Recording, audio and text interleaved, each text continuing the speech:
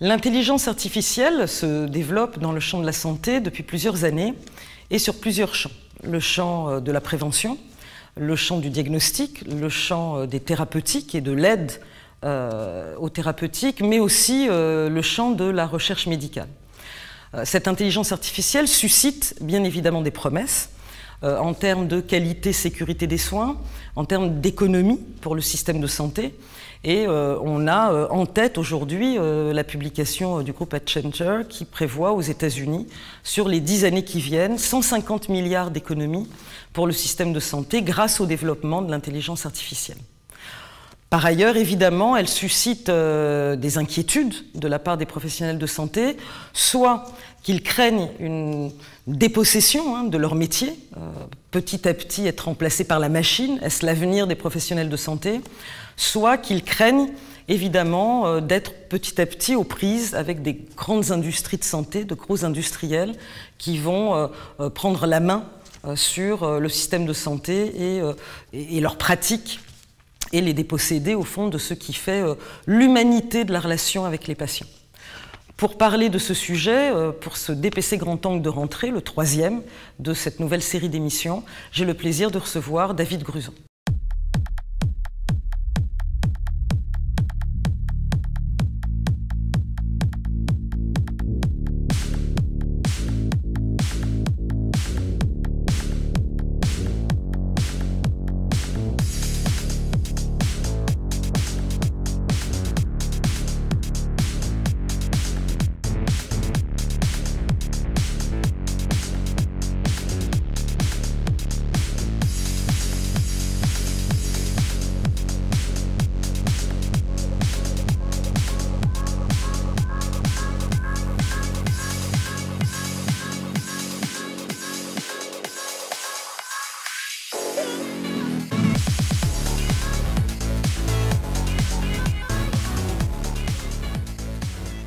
Bonjour David Gruson, donc vous êtes membre de la chaire santé de Sciences Po, vous avez fondé l'initiative Etikia.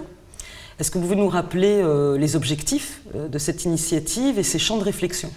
Bonjour Michel, merci de votre invitation. Alors Etikia, en fait, c'est une initiative académique, citoyenne, qui a été constituée par des professionnels qui viennent à la fois du monde de l'algorithmique et qui s'intéressent à la santé, puis des professionnels de santé qui s'intéressent au numérique. Notre objectif, c'est essayer de sensibiliser sur les enjeux du déploiement de l'intelligence artificielle et de la robotisation, son intérêt, mais aussi la nécessité d'une régulation éthique positive. Alors, j'ai parlé dans mon introduction, et puis vous venez de le redire, d'intelligence artificielle au singulier.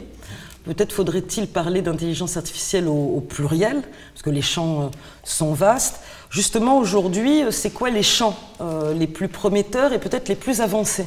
Vous avez raison, il faut bien spécifier les choses et puis essayer de regarder. Alors si on prend uniquement le terrain de la décision clinique d'abord, l'intelligence artificielle, c'est du pilotage par algorithme à partir d'éléments de collecte de données pour aider à la décision. Il y a plusieurs niveaux. Il y a le pilotage de santé publique. Là, il y a encore beaucoup à faire dans notre système pour essayer d'aller plus loin dans le pilotage en fonction de données d'épidémiologie, regarder les sujets sur lesquels on sait qu'on doit avancer rapidement, comme les maladies chroniques métaboliques, comme le diabète et l'insuffisance rénale. Tout ce qui pourrait servir à une politique de prévention. C'est ça. Et il y a encore beaucoup de chemin à faire sur ce sujet-là, même s'il y a une intention qui est affichée par le gouvernement pour avancer.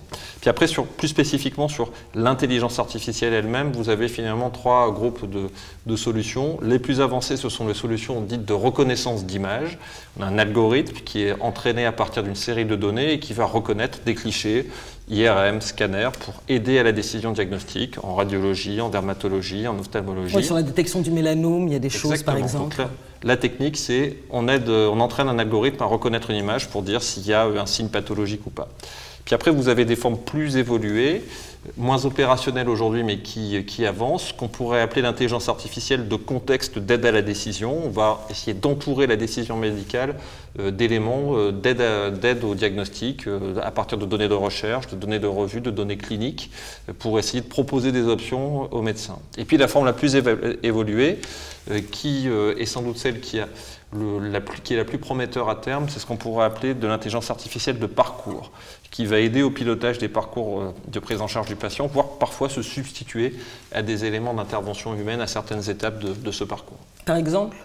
Par exemple, on a des solutions qui se développent sur la question de gestion d'épisodes d'insuffisance rénale sévère, où on va essayer de définir quels sont les intervenants qui peuvent venir sur un niveau de prise en charge. Est-ce que c'est un médecin? Est-ce que c'est un professionnel paramédical? Mais là, on est plus sur de la recherche et développement pour des solutions qui viendront dans un deuxième temps, peut-être à un horizon de 5 ans, 10 ans.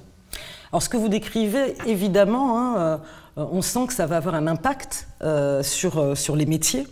D'où les inquiétudes d'ailleurs des professionnels. Est-ce qu'on peut mesurer aujourd'hui les impacts de ces développements sur les métiers, leur transformation, leur interaction aussi? Alors c'est un sujet qui suscite beaucoup d'inquiétudes, sur lequel il y a beaucoup de débats et à vrai dire aujourd'hui peu de matériaux d'études fiables. On dit un peu tout et son contraire. Vous avez certaines études qui annoncent des catastrophes massives et des suppressions d'emplois colossales. D'autres études qui au contraire nous annoncent nous annoncent des créations d'emplois mirifiques. La réalité des choses, c'est qu'aujourd'hui le matériau est assez peu robuste.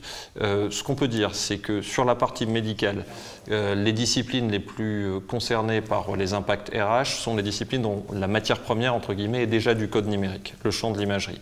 Néanmoins, y compris pour ces disciplines-là, les impacts RH ne sont pas du tout certains. Est-ce que ça aboutira à la suppression du métier de radiologue, comme certains l'ont annoncé un peu vite? J'en suis pas du tout convaincu. Ça dépendra, par exemple, du périmètre qu'on va laisser aux délégations de compétences, à la profession paramédicale adjacente, les manipulateurs radio. Donc on ne peut pas avoir une vision isolée des impacts RH. Ce qui est par contre beaucoup plus documenté, et on mène un travail depuis plusieurs semaines avec l'Institut Montaigne sur ces questions, c'est qu'il y a d'ores et déjà des impacts RH tout à fait étayables sur tout ce qu'on pourrait appeler les fonctions support du soin, fonctions logistiques, d'administration, de gestion, parce qu'il y a déjà des solutions d'intelligence artificielle déployées dans d'autres secteurs de la vie économique et sociale qui peut implémenter sans souci. Tout à fait, qui se diffusent dans le champ santé. Regardez les métiers du secrétariat médical, mais aussi les métiers de la logistique des plateaux médico-techniques, laboratoires, pharmacie. On a là des effets immédiats et il faut adapter les outils de gestion prévisionnelle des emplois et des compétences. Oui, alors cette gestion prévisionnelle, elle est extrêmement importante, y compris au niveau national. Je pense qu'il y a un pilotage. Et puis on voit évidemment qu'il va falloir former les professionnels. Alors le rapport Villani que j'évoquais tout à l'heure préconise de faire des choses en termes de formation initiale, mais il y a tous les professionnels en exercice qui vont vivre ces transformations et pour lesquels la formation continue, et donc le DPC, peut être évidemment un levier. Moi j'aurais envie de dire, puisque vous dites que les choses se développent pas à pas, est-ce qu'on est aujourd'hui en capacité de former?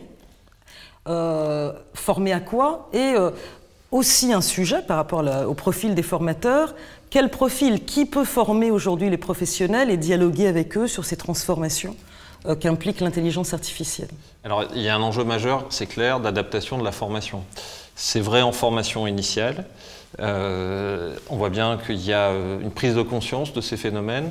D'ailleurs, la conférence des doyens de faculté de médecine a annoncé qu'elle allait doter dès 2019 la formation initiale de modules de sensibilisation aux enjeux de la médecine algorithmique. C'est une première étape. Et le développement professionnel continu est un vecteur. D'ailleurs, merci à vous d'avoir annoncé récemment que le DPC pourrait être proposé dans les prochaines orientations prioritaires. Voilà, on a des orientations prioritaires qui doivent être en cours d'élaboration, notamment pour 2020-2022, mais on aura évidemment dès 2019. Il me semble que l'intelligence artificielle est au cœur de ce qu'il faut porter dans ces orientations. C'est sûr, et le fait d'avoir envoyé ce signal est important parce qu'on voit qu'il y a, je pense aujourd'hui, une forme de prise de conscience du secteur sanitaire, mais aussi médico-social, qu'il ne faut pas oublier, de ce qu'il faut utiliser davantage les vecteurs de formation continue pour essayer d'accompagner ce mouvement de transformation digitale. Alors, pour aussi évaluer les choses à leur juste mesure. L'intelligence artificielle, si elle se déploie sur une échelle très large aujourd'hui en termes d'application, est une technique ancienne. Elle remonte aux années 50-60. La médecine a connu d'autres mouvements de digitalisation, d'autres mouvements de robotisation.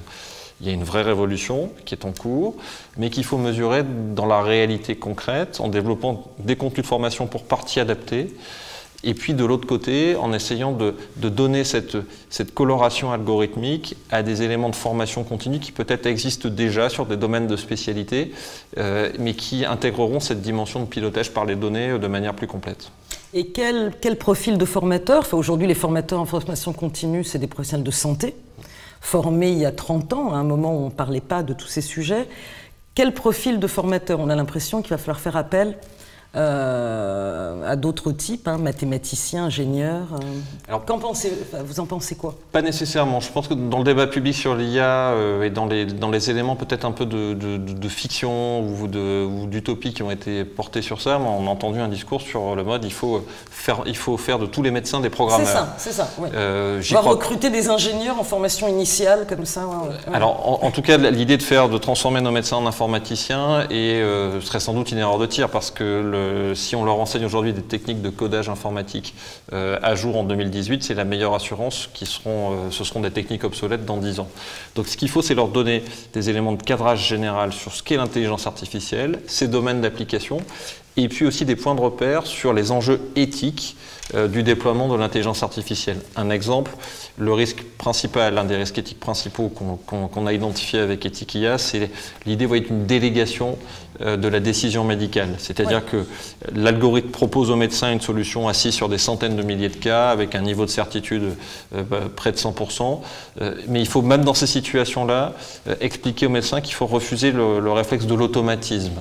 Il faut s'appuyer sur ces éléments d'assises complémentaires que donne l'intelligence artificielle dans la décision en ayant des techniques de prise de recul, de repérage de points critiques pour essayer de garder une autonomie de la décision médicale et de la même manière une autonomie du consentement du patient.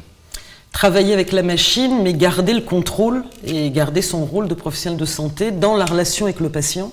C'est l'enjeu oui, de ces formations. En tout cas, établir une notion de garantie humaine de l'intelligence artificielle qui ne passe pas nécessairement par des mètres cubes de réglementation comme on sait le faire en France. J'ai eu la chance de participer aux travaux de préparation de la révision bioéthique. Avec EthiqueIA, on a mis sur la table l'idée qu'il fallait, c'était peut-être seulement la seule notion à inscrire dans la loi de bioéthique, l'idée de garantie humaine. Et après, il faut laisser les professionnels s'emparer de la notion pour essayer de définir des outils pratiques. Un exemple, on a développé avec la Société française de télémédecine la notion de télé-expertise de garantie humaine. Vous êtes médecin de première ligne, vous avez un doute sur l'indication thérapeutique que formule l'algorithme, vous pouvez vous rapprocher d'un confrère qui est plus spécialisé dans le domaine de prise en charge pour avoir un deuxième avis. C'est du bon sens, mais il faut concevoir ces outils souples de prise de recul si on ne veut pas tomber dans un automatisme qui pourrait faire encourir un certain nombre de risques éthiques. Merci David Gruson. Merci à vous. Et puis on va suivre dans les prochains mois à la fois les développements de l'intelligence artificielle et puis, je l'espère, très bientôt les premières actions de DPC qui vont se déployer autour de ces sujets avec les professionnels, pour les professionnels et pour les patients bien sûr. Merci David Gruson pour toutes ces précisions. Et donc très bientôt, hein, vous l'avez entendu, je l'espère, une orientation prioritaire sur l'utilisation de l'intelligence artificielle en santé, des actions de DPC pour les professionnels. Et je vous invite à tous à suivre cette actualité et notamment l'offre que nous pourrons proposer rapidement sur ces thématiques. Et puis à très bientôt pour une nouvelle émission de DPC Grand Angle au mois de novembre ou décembre. Ce sera déterminé en fonction de notre actualité. Au revoir.